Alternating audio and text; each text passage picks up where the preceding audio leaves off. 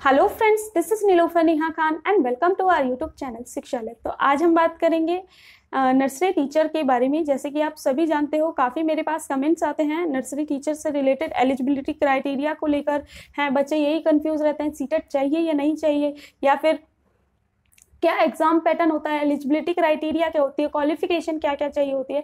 तो इस तरीके के नॉर्मल क्वेश्चंस मुझे काफ़ी देखने को मिलते हैं एनटीटी टीचर नर्सरी टीचर बनने के लिए। ठीक है, तो डीएसएसबी में हम बात करेंगे, यानी कि दिल्ली में। तो आप पहले तो ये जान लीजिए कि दिल्ली में अगर आप नर्सरी टीचर बनना चाहते हो तो आप एमसीडी डिपार्टमेंट में भी बन सकते हो और डीओई में भी बन सकते हो। दोनों के अलग अलग एग्जाम्स होते हैं, तो जिसके एग्जाम आप देते हो उसके अंदर आप टीचर बनते हो। ठीक है, या तो एमसीडी या फिर डीओई, तो दोनों में आप एग्जाम दे सकते हो। अब यहाँ पर बात कर लेते हैं, सबसे जो इम्पोर्टेंट पार्ट होती है, जो काफ़ी बच्चे कंफ्यूज होते हैं, वो आपका होता है क्वालिफिकेशन आपकी क्या होनी चाहिए एनटीटी नर्सरी टीचर बनने के लिए। तो देखिए, 12th होनी चाहिए आपकी 45% मार्क्स के साथ, प्लस आपके पास सर्टिफिकेट या फिर डिप्लोमा या फिर डिग्री होनी चाहिए। ठीक है, और वो भी 2 साल की, यानी कि एनटीटी सर्टिफिकेट हो या डीएलएड हो या फिर बीएड हो आपके पास, तो आप एलिजिबल हो जाते हो। ठीक है, अब बात करें इसमें, तो हाँ, यहाँ पर एक बात और कि अगर ज़्यादातर देखें बीएड और जो डिप्लोमा होता है, इनमें तो मोस्टली जो कॉलेजेस या फिर इंस्टीट्यूट करवाते हैं, वो ज़्यादातर बच्चे ये पता करके ही जाते हैं कि आपको एनटीटी एनसीईटी से अफिलेटेड है या नहीं। लेकिन जो एनटीटी का कोर्स बच्चे करते हैं, इसमें बच्चों को कई बार पता नहीं चल पाता कि जहाँ से वो कोर्स कर रहे हैं वो एनसीईटी से अफिलेटेड है या नहीं। तो ज़रूर, अगर आप एनटीटी का कोर्स कर रहे हैं तो प्लीज़ ज़रूर ध्यान रखें कि आपका 2 साल का कोर्स होना चाहिए, प्लस आपका वो एफिलेटेड होना चाहिए एनसीईटी से। ठीक है, तो इससे एफिलेटेड जरूर होना चाहिए, वरना आपका 2 साल आपके लिए वेस्ट हो जाएंगे, क्योंकि आपका वो सर्टिफिकेट या फिर आपकी वो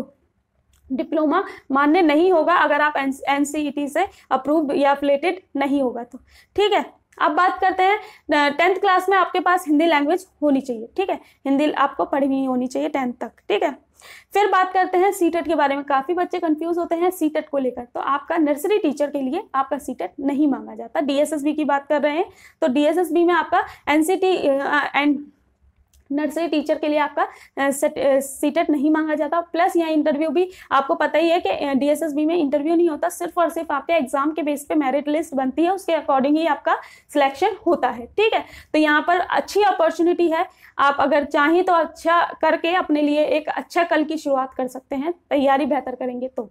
ठीक है, अब बात करें एज क्राइटेरिया के बारे में, तो एज आपकी 30 जनरल वालों के लिए, और यहीं अगर बात करें ओबीसी और एससी वालों के लिए, तो ओबीसी को आपको मिलता है 3 इयर्स का रिलैक्सेशन। लेकिन ओबीसी यहाँ सिर्फ और सिर्फ दिल्ली वाले काउंट होते हैं। लेकिन अगर बात करें एससी कैटेगरी की, तो एससी कैटेगरी और एसटी कैटेगरी के लिए 5 इयर्स का रिलैक्सेशन आपको देखने को मिलता है।